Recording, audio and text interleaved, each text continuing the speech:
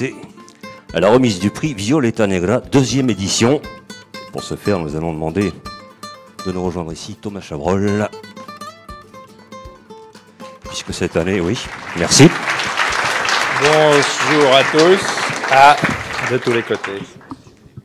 Bonjour à tous. Alors, merci Ida et Claude de nous avoir invités et tout ça, de la possibilité de revoir quelques bons petits films de Chabrol.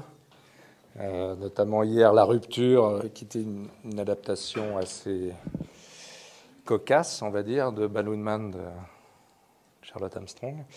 Et voilà, donc je les remercie également aussi de n'avoir pas laissé traîner d'objets contondants dans la salle de délibération du prix Violeta Negra, ce qui nous a permis d'être tous membres du jury ici présents devant vous.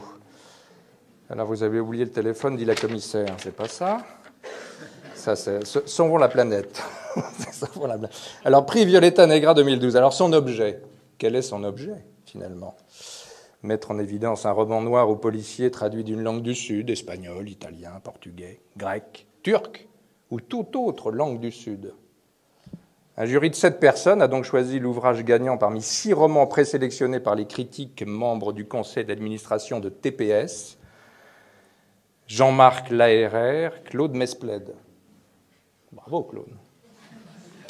Cette sélection est faite parmi les traductions parues l'année précédente, soit, pour le prix 2012, les livres publiés entre le 1er janvier et le 31 décembre 2011. C'est important. La composition du jury. Je me permets de les citer. Pierre-Jean Bourgat. Bourgat. Ah, c'est Bourgat, oui, producteur radio, traducteur, interprète. Karine Guiton, de la médiathèque de Toulouse, qui est peut-être parmi nous, sûrement.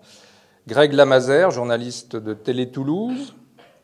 Antonia Marquez, bibliothécaire, membre du conseil d'administration de TPS.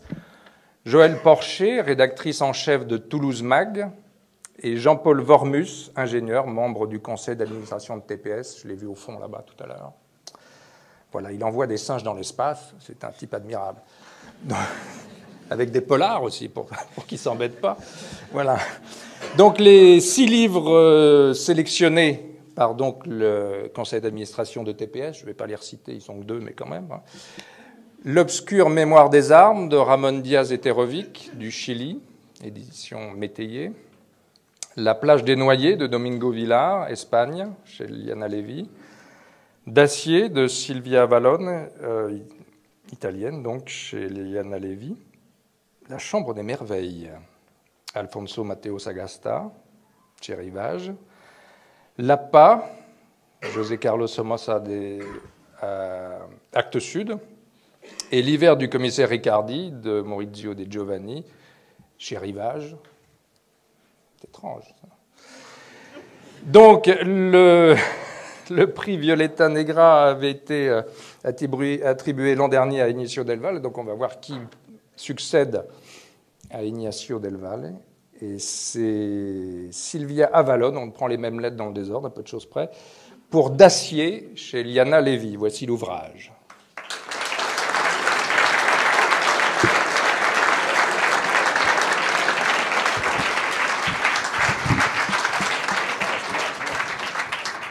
On va demander à sa traductrice, Madame Brun, de bien vouloir nous rejoindre. Alors, Sylvia m'a fait parvenir un mot de remerciement que j'ai traduit et que je vous lis.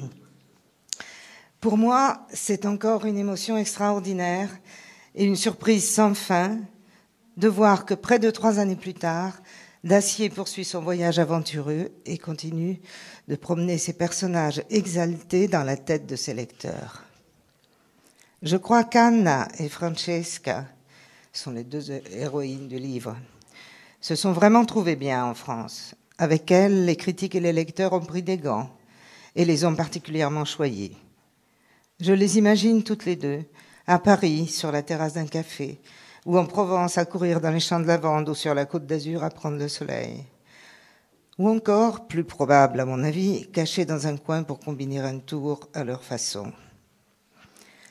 Je suis heureuse d'avoir trouvé en France une seconde maison et je m'estime favorisée par la chance puisque mon amour a été partagé. Je remercie avec chaleur le jury du prix Violeta Negra, ainsi que tous mes lecteurs et lectrices. Ici, une chose plus embarrassante pour moi. Et pour finir, mais ce n'est pas le moins important, un applaudissement spécial à Françoise Brun.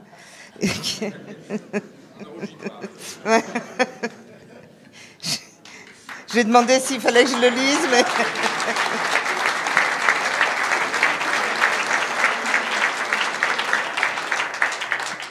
L'éditrice m'a dit que je devais tout lire.